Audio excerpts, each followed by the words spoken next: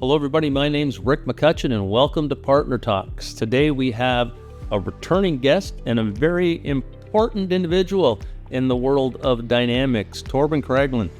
Torben, for those who couldn't possibly know who you are, can you introduce yourself and tell everybody who you are and what you do? Hi Rick, thank you very much. It's a pleasure to be back. I've been running the Directions for Partners community here in Europe since I think 2008, 2007. And of course, we've been doing that for many years, and we've expanded out. We have an Asia event now, and we have multiple events across the EMEA region now. Okay, excellent. So, we talked about this before, but I really think we should, any new viewers hear about the history of Directions EMEA and how you've grown over the years. Sure. Well, back in like 2006-07, after Microsoft took over Navision, we were a bunch of partners that figured out we needed a place to meet and connect with Microsoft. And our American colleagues, they started that up, but then we picked it up in Europe. And we thought this is a great opportunity for Microsoft, for the ISVs and for the VARs to get together, both to listen to what Microsoft is delivering, but also sharing knowledge and building a community around Navision or now Business Central. So that's kind of been the focus since we started. And I think that has been what you're known for, but you're kind of reaching out. We're going to be talking a little bit about your Directions for Enterprise coming up in September in Copenhagen. But first, let's talk a little bit about your last two conferences, because I was in Poznań for Directions EMEA 2025. It was absolutely outstanding. And you're just coming back now from your Asian event. Yeah, so as you knew, or as you figured out, Poznań was not the easiest place to get to. But we still had a record number of attendees there coming in from all over the world. So it was a fantastic event. I think we were 3,300 people there. And we were amazed because it was difficult to get to Poznań, but it was a fantastic event. The venue worked well, the party was good, the content, the feedback was good. So all in all, a very, very good event. And that of course gives us a lot of confidence in what we're doing and the value that people get out of going to the EMEA event.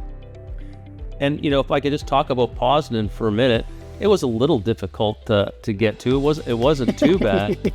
But for those who haven't been to Poland for a conference, it's a different experience.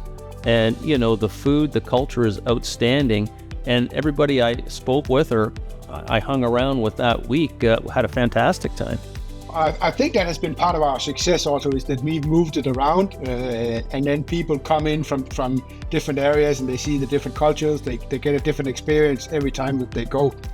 And now you mentioned we just did one in Asia, also our Directions Asia event, which we've been doing in Thailand for the last 3 years, getting out of COVID contracts and everything. And we moved it to Vietnam this time, to Chi Minh City. And people really loved that. And they were everything worked well in Thailand, but they loved that we were going somewhere else. They got a new experience. They got to see a little bit of a different scene, even though it's in a relatively big city, but it was a different experience, definitely. So I think that has something to do with what you get out of the conference also, is that it's a different location. And, I was disappointed that I couldn't go, but I had prior commitments to other conferences.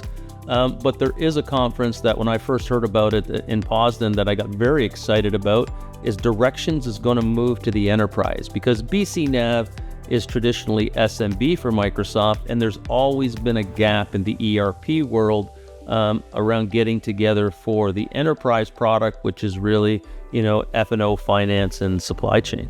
Yeah.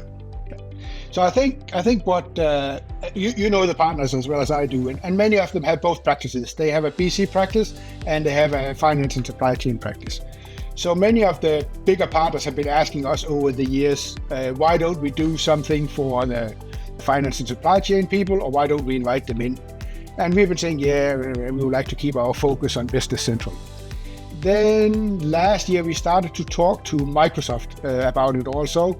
And they thought this could be a good idea, get the F&O partners together, or finance supply chain partners together. And we kind of started that discussion a little bit before Poznań, and then it took off in Poznań. And then we've been planning that one since. I think what you are seeing now is that the need for meeting and sharing ideas and validating how do you develop a partner business is increasing, right? So it doesn't matter if you're a developer, consultant, sales marketing person, or a business leader. You still need to understand how do you develop that partner business? How do you develop your role with AI and with all the changes that are coming in? And changes are coming faster and faster. So I think having that focus point of going and listening to other people, getting feedback, validating your ideas, I think that is crucial for the partners moving forward. And I think this is a really important fact that you brought up here is, I've been in the Microsoft channel for over 20 years, and I was an active partner for a long time, and I'm in Toronto, so the Canadian office pretty much had a lot of different partner events going on all the time. And I think, Microsoft's kind of shifted that away to more online, as well as you have things like Inner Circle, but very, very few partners get to, participate in Inner Circle. And I think a lot of partners need that place to go really to learn and to understand the, we'll call it tribal knowledge of other partner leaders of, Microsoft may say one thing, but how do we make a business out of that? And I think Microsoft is focused on selling product or their technology, of course, right? But that doesn't always cover everything around how do you run a partner business, and how do you get your people trained, how do you start quoting around using AI. So a lot of these things, some of it we're starting to see, but that has not been something that has been broadly communicated or shared in the community for the last year or two. So I think there's a lot of change happening now that people really need to understand and to at least feel comfortable about before they start to move. Because that's the other thing. If you are a business leader, a lot of people are not going to be the one that takes the first step. They want some kind of validation or some kind of comfort before they move into a specific area. And I also find at your conferences, the more successful partners are willing to share with the newbies, right? So if I've got 10 employees and I'm trying to get to 20 or 30, people will tell me what to do. They'll support. They do sessions on it. Like, I've seen sessions where very successful partners go and talk about their marketing systems and what they're doing. And I'm sitting there going, like, I'm a CRM guy. We never shared this with other CRM partners. But it was really interesting that he was up there sharing the whole thing. I think this is the community we've created over the years, that people can share, can network. And I had an old colleague of mine from one of the partners. He said, when we go to Directions, we are the best of friends and we share and we learn. But when we come back Monday, we are out fighting on the street for every single customer again. And I think this is the reality, right? You get into a community where you trust each other and where you share. And then we would rather beat SAP or NetSuite than lose to one of them. So I think that's the reality. Okay, so let's talk a little bit about Copenhagen. I see it's happening September 23rd to 25th. And I was on the site this morning and I see that a lot of the sponsorship packages have already sold out. So let's talk a little bit about what's going to be happening there. Yeah, so we picked Copenhagen for the first event because there is a lot of finance supply chain partners in the Nordic, and we have a very good relationship with the supply chain team, which is based in Copenhagen also. So it was easy for us to get those speakers in at least. And then we will do like a 2.5 day event. We will run 5 parallel tracks. We will have keynotes. So we're trying to at least start out with the concept that we've done for Business Central, but of course change it and make it work with what the finance and supply chain partners are requiring. We have a little over 50% of the sessions is done by the Microsoft team. So we have the product teams from, as I said, from Copenhagen, from Fargo, and there's a couple of other people that are flying in. We have commercial teams. We have Georg and Samir, so two of the key guys in the finance supply chain team coming in. Cecilia will be there as well, and the whole field sales team. So I think it's a great opportunity for people to have that person-to-person connection And I think that's one of the reasons, or I know that's one of the reasons why Microsoft is doing it also, is that they want to get out and actually have face-to-face connections with the partners. And I think that's an important fact, Torben, is that I think this is going to be the right size conference.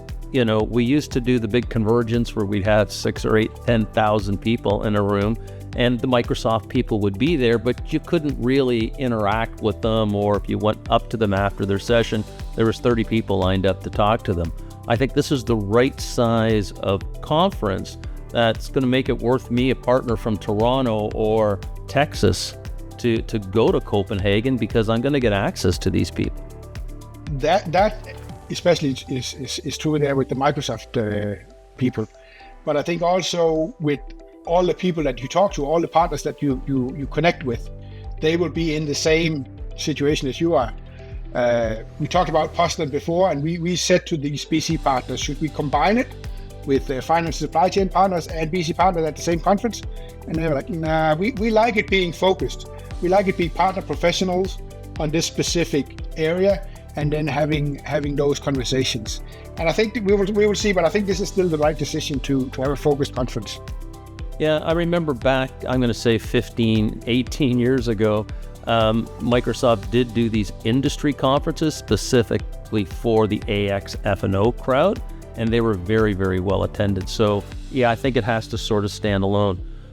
So we've talked a little bit about the speakers. We've talked a little bit about why partners need to attend. We are early June for this broadcast, and I think you have a date coming up that's going to be pretty important. So early bird is ending here end of June. So I would definitely recommend people go in there and visit our site and try and purchase beforehand. We also have a group discount. So if you send 5 or more, you get 10%. If you send 10 or more, you get 20%. And I will say we have a couple of partners that have signed up with more than 10 people. So that's also great to see here at this first conference. So let's, we've talked about Copenhagen and how exciting that's going to be. I hear we're having a Days of Knowledge in Australia. Yes. So we have a couple of different types of events. We have the Directions events, which is our big mainstream event. And this is where Microsoft is present a lot and is really out there connecting with the partners. Then we have the Days of Knowledge events, which is more focused on training the consultants and the developers that don't get to go to Direction, but still need that yearly update on functionality or technology. And then we have what we call BC Day events, which is local events driven by local heroes or some of the local MVPs. And they tend to do them in their own language. So in Spanish, Italian, we have one in Poland here in a couple of days also. And you're right, we are doing we're upgrading the BC Day ANZ event, so in Australia, last year to a Days of Knowledge event here in September. And that will be in Melbourne to get the Australian and New Zealand partners upgraded. And I think that's going to be a great event. It was a fantastic event last year, and it seems like there's a good support behind it from both the sponsors and the attendees down there. And we've got Paris in late October or early November, which I think is going to be an outstanding event. Yeah, as we hinted at before, Poznań was a little difficult to get to, but everyone can get to Paris. And a lot of the Europeans can even get there with the train. So we think this is going to be our biggest event ever. And we already got a good lineup of sponsors, speakers, and a lot of people have signed up also. And there I want to say, the super early bird ends again end of June. So if people are planning to join, there's money to save to sign up before that. Okay, I just want to make a statement now. If you're a North American partner and you've been to Directions North America, fantastic event. You need to go and experience one of the events in Europe. Asia's too late. Next year, go to Asia. But absolutely, take a holiday, plan something, go to Paris or go to Copenhagen. It's a different sort of event, and I'm sure everybody will enjoy it. Okay, Torben, I want to thank you for your time today, and I'm sure we'll be back again to get updated on everything going on with Directions EMEA. Sure. Thank you very much, Rick. Have a great day, and bye for now. Thanks. Thank you.